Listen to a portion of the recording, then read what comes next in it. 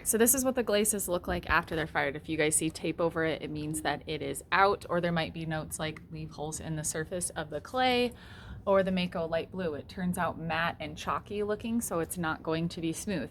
If you look at these where it says matte or HF, that means high fire. So that means that it is actually supposed to be fired at a higher temperature, and because we don't, it turns out matte. It's not food safe, so you cannot use any of the high fires for anything that you're going to eat out of. But if you want to have your matte look, or your glaze look matte instead of shiny, that's an option for you guys. So you look here, decide what colors you want, and then come over here. This should be in alphabetical order, which is why it's important you guys put it back in alphabetical order.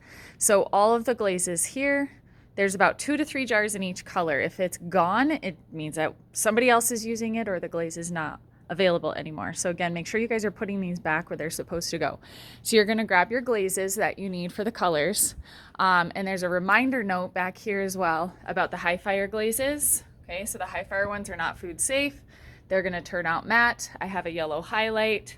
So if you see a yellow highlight on the glaze, that means that that's high fire and not food safe, okay? So you grab your glazes, come over to your desk.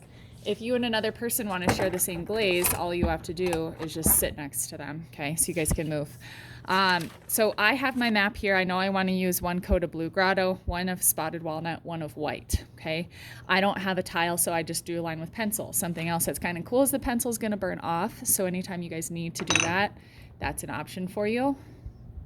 Okay, so I have my blue grotto. It's my first one I'm gonna do.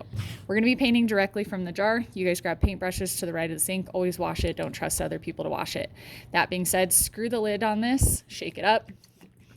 Okay, don't trust people to shut the lid. If we look at this one right here, it doesn't fully shut because it's so dirty on the inside. If you can't get the lid open, tap the side, tap this side, run it underwater. I'm not stronger than you, so you can figure out how to open it, okay? So I've already shook this one. This one's ready to go. So blue grotto is my first one. Blue grotto turns a darker gray, because remember, once it's fired, it goes through that chemical change. So this will turn dark gray. I want to apply a layer so the white is no longer showing. You can use the tip of your paintbrush when you come up to a border. Okay. One of the mistakes kids make is when their paintbrush is dry, they think this is a coat. That's not a coat because it's not a solid layer on there, so I need to add more glaze to the surface. This is a thicker glaze. Some glazes are a little bit thinner and runnier. Ooh, I need to go over that again. Some are a little bit thinner and runnier, and that's okay. They're all different consistencies. So I'm just gonna kind of spread that out in even layer. Now you can see it's already starting to dry. That sheen is going away right here. So our clay is porous. It absorbs the moisture in the glaze really quickly, and you'll be able to paint as soon as your second layer. You'll be able to paint your next layer as soon as this one's dry. So it's already starting to dry. You would wash your paintbrush. I already have one ready to go, so you don't have to pause for the video. Okay, so this one I'm gonna make sure it's shut. It's not shut all the way. I'm gonna put my hand over the top. Even if I think it's shut, I'm gonna shake it up. The glazes that have crystals in them. So this one right here, we have the Mako Elements, the Chunkies, okay?